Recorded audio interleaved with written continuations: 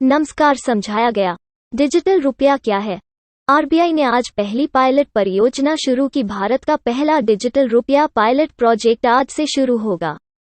भारतीय reserve bank RBI आज 1 नवंबर को उत्तराखंड के लिए केंद्रीय बैंक समर्थित डिजिटल रुपये के लिए पायलट लॉन्च करेगा। डिजिटल रुपया उत्तराखंड में पहला पायलट 1 नवंबर 2022 को शुरू होगा। आरबीआई ने कहा, सेंट्रल बैंक डिजिटल करेंसी थॉक (ई-रुपये) पायलट के संचालन पर एक बयान। इसने यह भी घोषणा की कि डिजिटल रुपये में पहला पायलट रिटेल सेगमेंट को ग्राहकों वाले बंद उपयोगकर्ता समूहों में चुनिंदा स्थानों में 1 महीने के भीतर लॉन्च करने की योजना है।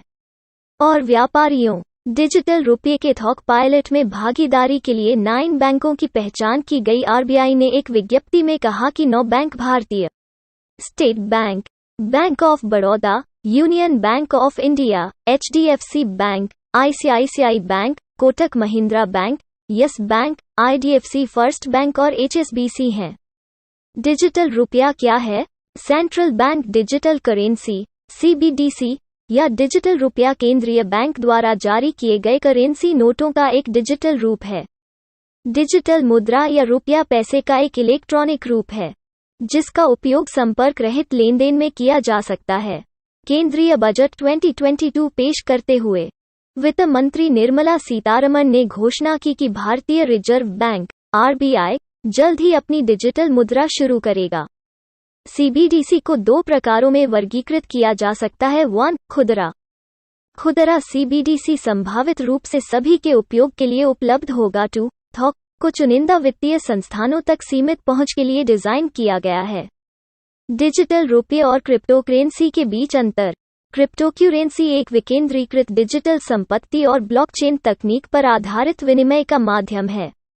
हालांकि यह मुख्य रूप से अपनी विकेंद्रीकृत प्रकृति के कारण विवादास्पद रहा है, जिसका अर्थ है कि बैंकों, वित्तीय संस्थानों या केंद्रीय अधिकारियों जैसे किसी मध्यस्थ के बिना इसका संचालन। इसके विपरीत, भारतीय रिजर्व बैंक आरबीआई द्वारा जारी central bank digital currency CBDC digital रूप में एक कानूनी निविदा होगी। डिजिटल रुपया बिटकॉइन, इथेरियम और अन्य क्रिप्टोकरेंसी से इस मायने में अलग होगा कि यह सरकार द्वारा समर्थित होगा। दूसरे, सरकारी समर्थन के कारण एक आंतरिक मूल्य होने पर डिजिटल रुपया भौतिक रुपये के बराबर होने के बराबर होगा।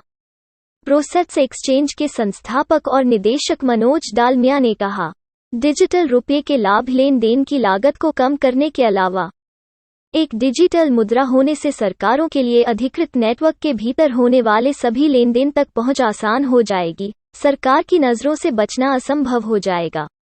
इस प्रकार देश के भीतर प्रत्येक लेनदेन को प्रासंगिक कानूनों के अधीन किया जाएगा। इसलिए सरकार का बेहतर नियंत्रण होगा कि पैसा कैसे देश में प्रवेश करता है और प्रवेश करता है, जो उन्हें भविष्य के लिए बेहतर बजट और आर्थिक योजनाओं के लिए जगह बनाने की अनुमति देगा और कुल मिलाकर एक अधिक सुरक्षित वातावरण होगा। अर्चित गुप्ता ने कहा, डिजिटल मुद्रा का एक अन्य लाभ यह है कि वे फटे, जले या शारीरिक रूप से क्षतिग्रस्त नहीं होते हैं, न तो वे भौतिक रूप से खो सकते हैं। डिजिटल मुद्रा की जीवन रेखा भौतिक नोटों की तुलना में अनिश्चित होगी।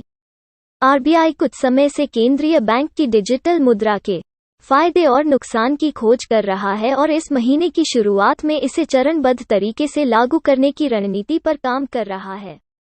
जय हिंद।